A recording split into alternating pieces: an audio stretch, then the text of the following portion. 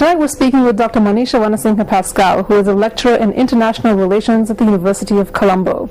She has a master's in international peace studies from the Joan B. Kroc Institute at the University of Notre Dame and a PhD in conflict analysis from the School of Conflict Analysis and Resolution of George Mason University, both in the United States. In this first segment, we talk about some of the root causes of the current crisis in Syria.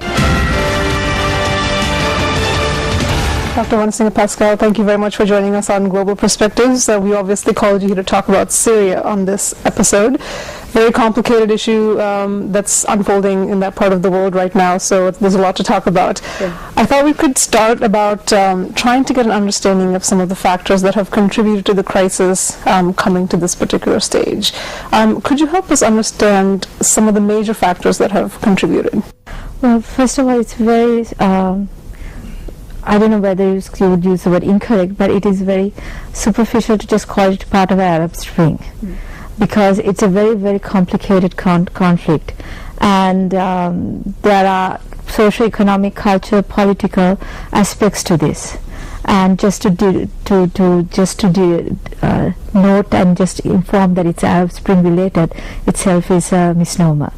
There are political aspects, of course, because the initial protests were against youth protesting against the government's policies, especially its repressive policies when it comes to its emergency laws, and but that itself is not the whole picture. There are economic factors. Youth unemployment is extremely high. There are 55% of the country is under 30. But there is 12% unemployment. So in that sense, there's quite large unemployment in a 22 million people country. Along with the economic factors is the sectarian / religious background. The current president is from a minority, and he has managed to keep that minority in power at the expense of the Sunni majority as well as the Christian minority. So other minorities as well as the majority are feeling that they are oppressed and their voices are not being heard. And there is a religious slant to it. As you can see, every Friday they go to prayers and then they come out together and they go on protests. So there is a religious slant to it. So there is, and of course the economic aspect is, there's another economic aspect, which is that while it is an oil-rich country, there's a huge amount of corruption. So the people below the poverty line or at poverty line is also fairly large. So it is not just one.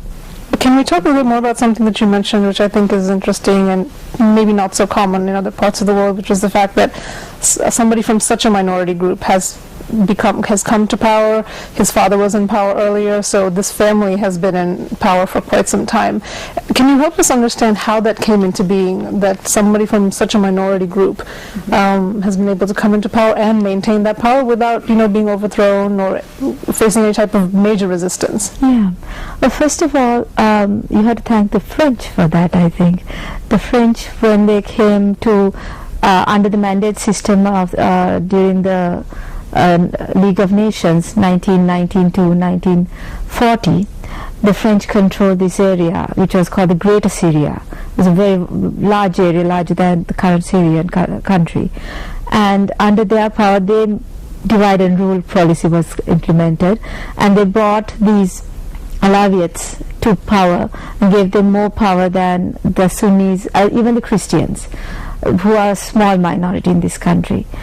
And once they left, there were a lot of crises. You have to understand, from 1946 onwards till 1963, there was so much crisis after crisis of a country trying to come and identify itself. Is it going to be a religious country? Is it going to be a secular country? Is it going to be democratic, socialist? Whatever that angle is. And in that process, you have a group of people coming to power focusing on the secular aspect. And within that, the defense minister comes to power in 1917, which is the current president's father. He was a military person, so he had the backing of the military, he had the backing of the religious groups, he had backing of the secular components within the society. And he was a very strong ruler. He was also extremely very good at propaganda, I would say, or enhancing his personality and implementing a personal rule. It is in a way a republic, but as I would call it an autocratic republic, as according to, if you look at some of the data on the countries from any source, you would have that term. And his son was groomed from about 1994-95 onwards, when his older brother died of an accident. So yes, so it is a personality cult developed by the father and kind of continued by the son from 2000 onwards. But along the way, there was a hope that the son would be more less controlling. Unfortunately, it has not come about, but that was the assumption. So can you then speak about now, he's got a Western education. People thought he would bring reforms into the country, young and energetic. How did he transition into this person that's now sort of really feared? There are two aspects to this. One is, when he came to power in 2000, there were already 30 years of his father's rule, which was a very strong, in some ways, if you look at the 1982 massacre, bit of a dictatorial and autocratic rule. And he had along the old guard. And the old guard was very specific. They wanted to be in power. So some people were saying that the son was unable to do the changes he wanted. That was the perception from the outside, because the old guard was clinging to power and did not want change.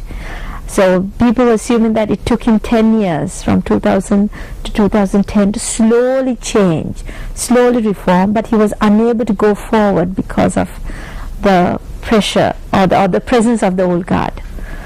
Yes, he had a Western education, but it's a postgraduate. After he became a doctor within his country, he went to England and he gained his postdoctoral specialization. And he actually married a Sunni. His wife is Sunni. So he was trying in a way to change, perhaps, or be more approachable. But just like anyone, I don't think he likes anyone challenging his power. And his family has been in power for almost 40 years. And I don't think he's used to a system that he felt he could handle. Coming up after the break, we'll take a closer look at the proposed peace plan. Is it realistic, and will Syria's government and the opposition actually abide by the guidelines? That's up next on Global Perspectives. Stay with us.